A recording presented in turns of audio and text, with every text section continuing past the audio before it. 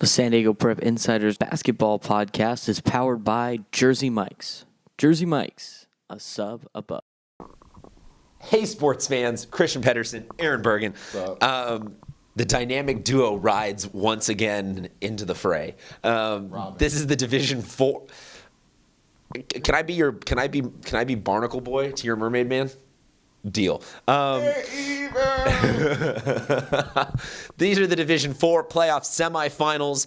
We have lost all coherentness. We are too tired from too many games in too many weeks, and the anarchy is just getting ratcheted up. 1, 2, 3, 4 teams remaining. One of these 4 will be the champions.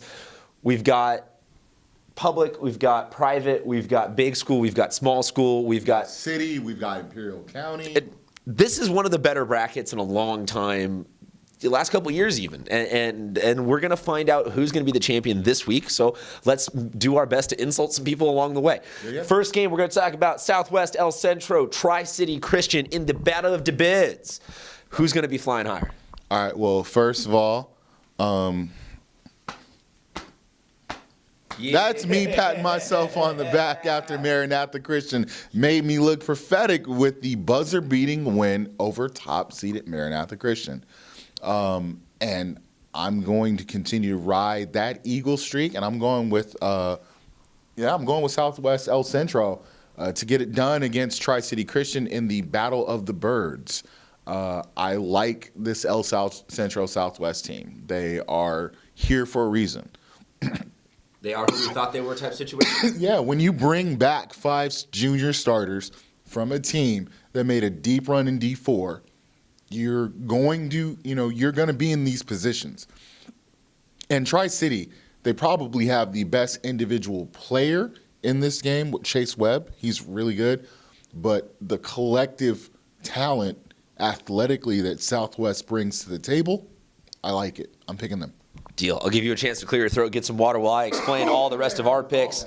Tommy Morris says Southwest El Centro. It's basically a combination of returning players plus they lost some games early in the season while they didn't have their football team players.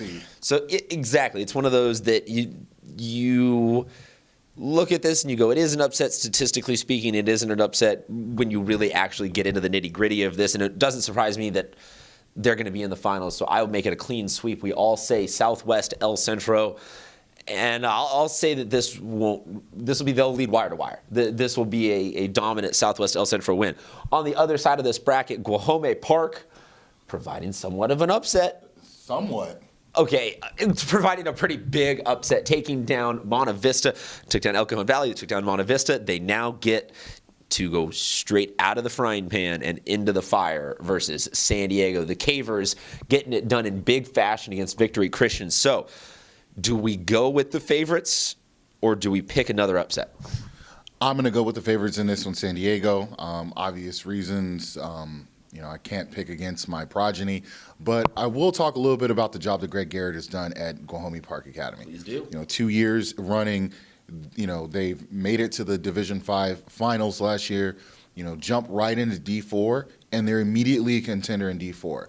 And that has to do with his coaching, has to do with the fact that he's got a group of seniors who have been through some battles. Christian Garrett, Tiberius Ballard, Dre Benson, they've been there. They understand the territory. But, after seeing what I saw with the look in Thomas Marcus's eyes on Friday, there's no way he can be denied at this point. I mean, this kid is on a mission to right the wrongs of football, and I think he gets it done in emphatic fashion again at home. And I think the statistic that's really telling this year is that San Diego has only lost 1 game at home all year, and that was a 1-point overtime loss to Lincoln back in December. Yikes. I'll just make it real short and straight and to the point. Tommy and I are both picking San Diego, so it's a clean sweep on both sides of the bracket for who we're favoring. Agree with you that Guajome Park deserves a lot of credit. This is the sort of postseason that I think adds some validity to who you are as a program. It says, hey, look, we did move up and we competed. So for the younger generations, this is how it's done. Yeah. It's not a pat ourselves on the back for one good run and then just go back to being okay with mediocrity or obscurity. Guajome Park, this is where you see those building blocks to get to being a better program. But unfortunately, that does involve taking a tough loss to San Diego. And going back to that Victory Christian game, I think one thing is, you mentioned this last podcast, and I'll also kind of chime in. I think Victory Christian's got to be the odds-on favorite in D4 next year. There you go, folks. Straight in the bank. A lot of returning talent. The freshman, he's actually closer to 6'9" than he is 6'7". He's a big kid. So why not just call him 6'8"? 6'8", somewhat raw, but very imposing. And their lead guard, Steve Stinson, he's a good one. Steve Stinson probably is one of the more underrated sophomore guards, not only in San Diego, but I would say all of Southern California. He's really good. Well, we're going to file that clip away for next year when we get to maybe play that back when Victory Christian's going to a finals. Who knows? Right now, though, we're dedicated trying to figure out who's going to be in the D4 finals.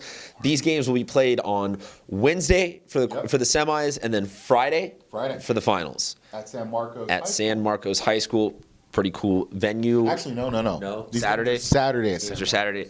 The semis are on Wednesday. That's all you need to know, because we'll be back with another podcast after that. Guys, or not guys, just one of you in studio this week. Thank you very much, and we'll see you next round.